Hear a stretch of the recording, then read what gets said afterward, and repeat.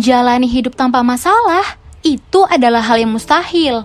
Mulai dari lahir hingga nanti kita menutup usia, kita akan selalu menghadapi beragam rintangan dan beban hidup.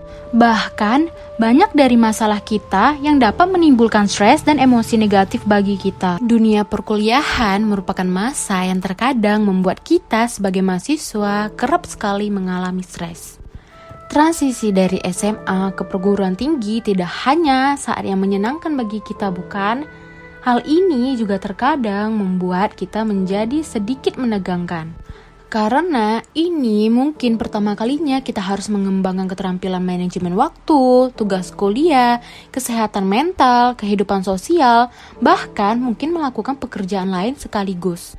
Nah, perubahan-perubahan inilah yang dapat menimbulkan gejala stres atau kecemasan yang pada akhirnya juga dapat mempengaruhi kita apabila tidak kita kelola dengan baik.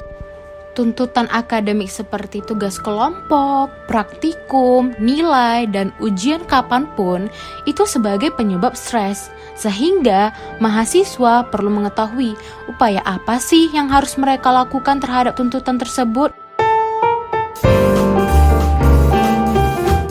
Nah, dari tadi banyak sekali kan muncul kata-kata stres.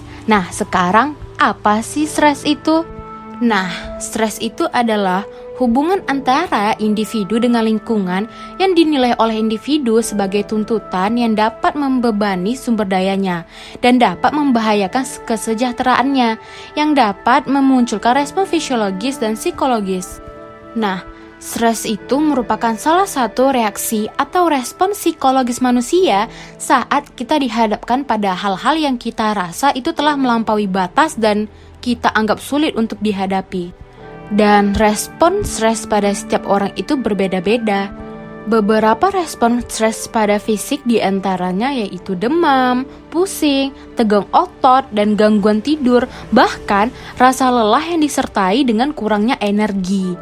Aspek emosi dari stres sendiri yaitu frustasi, pemarah, kita menjadi mudah sensitif dan merasa tidak berdaya. Nah, sedangkan pada aspek perilaku, yaitu contohnya seperti hilangnya minat untuk melakukan sosialisasi dengan orang lain, kecenderungan kita untuk menyendiri, keinginan untuk menghindari orang lain, dan timbulnya perasaan malas. Nah, untuk mengatasi stres-stres kita sebagai mahasiswa perlu melakukan hal atau upaya untuk mengatasi stres yang kita alami.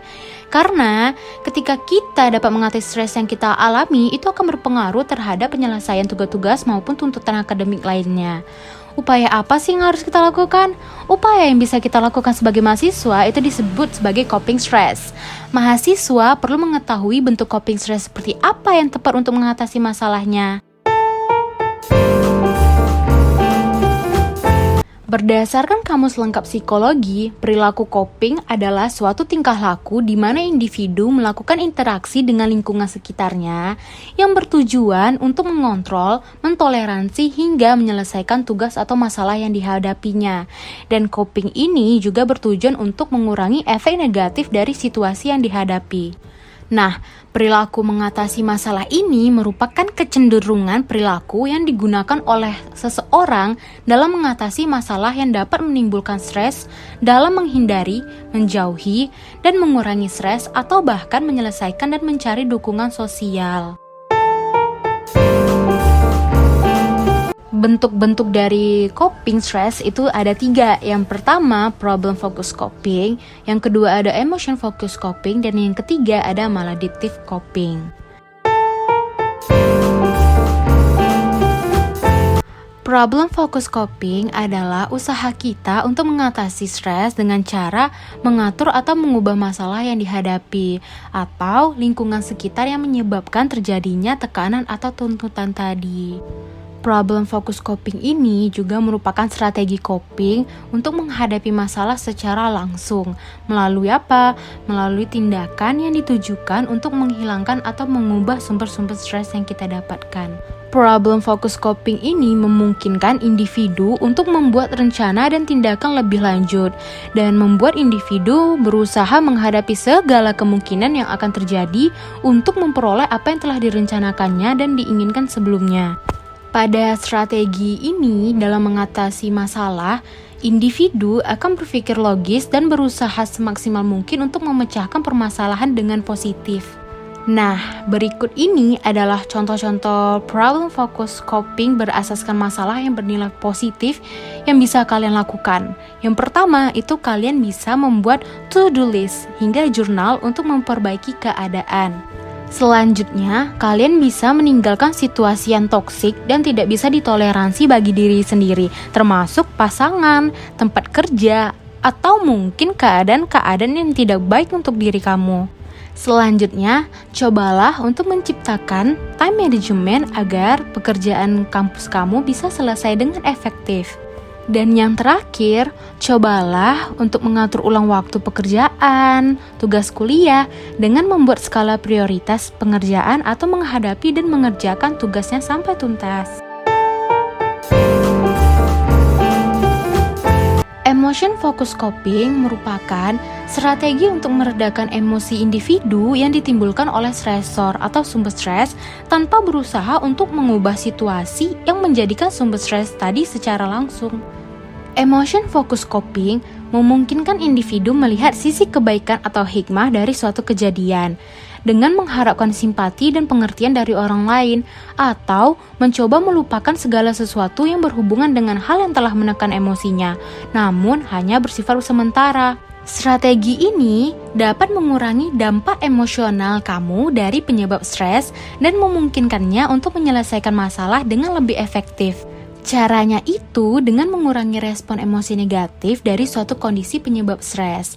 Bentuk coping yang efektif adalah ketika mahasiswa atau kita dapat menilai situasi stres yang dialaminya, sehingga kita dapat mengetahui seberapa besar kita dapat mengontrol diri kita terhadap stres yang kita hadapi.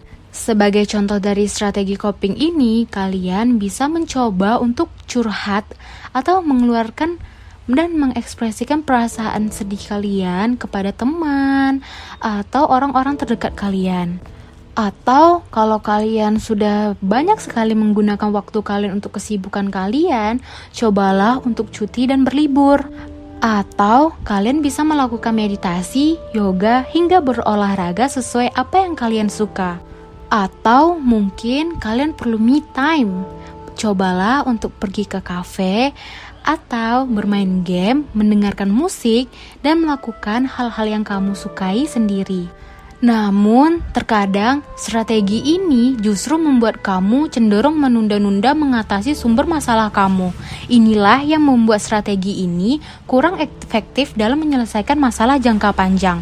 Strategi ini justru berbahaya ketika masalah yang kamu hadapi memerlukan penanganan segera. Selanjutnya yang terakhir ada maladaptive coping. Maladaptive coping adalah kecenderungan coping yang kurang bermanfaat dan kurang efektif dalam mengatasi sumber stres. Meski terdengar tepat untuk dilakukan, apakah segala bentuk coping mechanism bisa dibenarkan? Bahkan yang tak sehat sekalipun? Jelas tidak. Pada dasarnya, strategi coping memang memiliki tujuan adaptif untuk mengurangi dan mengatasi stres. Tetapi, pada kenyataannya, beberapa strategi ini dapat menjadi maladaptif atau tak sehat dan tak efektif. Perilaku maladaptif ini merupakan perilaku yang menghambat kemampuan seseorang untuk menyesuaikan diri dengan situasi tertentu yang dihadapi. Jenis perilaku ini memang kerap diandalkan dan dipercaya mampu mengurangi kecemasan seseorang. Nyatanya, perilaku tersebut justru bisa menjadi bumerang, sehingga strategi pun menjadi disfungsional dan tidak produktif. Apa saja sih contoh dari coping ini? Yang pertama, ketika kamu dihadapkan dengan sumber stres kamu atau masalah, kamu hanya marah-marah saja. Lalu ketika kamu dihadapkan dengan masalah, kamu melarikan semuanya dengan mengkonsumsi alkohol dengan berlebihan. Selanjutnya, dengan memesan makanan secara berlebihan dan mubazir, tidur terlalu lama, membelanjakan uang pada barang yang sebenarnya tidak kamu perlukan. Dan yang paling terakhir yaitu lari dari masalah yang kamu hadapi. Kita perlu mengetahui bentuk coping stres apa yang cocok untuk mengatasi masalah yang kita hadapi. Karena ketika kita sebagai mahasiswa dapat mengatasi stres, maka dapat juga mempengaruhi performa akademis kita. Faktor yang menentukan strategi mana yang paling banyak atau sering digunakan sangat tergantung pada kepribadian seseorang dan sejauh mana tingkat stres dari suatu kondisi atau masalah yang dialami seseorang. Jika mengalami masalah dan stres berkepanjangan, tak ada salahnya untuk mencari pertolongan ke tenaga profesional seperti psikolog atau konselor. Dengan begitu, kamu bisa diberi alternatif solusi yang sesuai. Tentu melalui proses mulai dari diberi pemahaman, beragam pilihan strategi, hingga dukungan yang dibutuhkan untuk menyikapi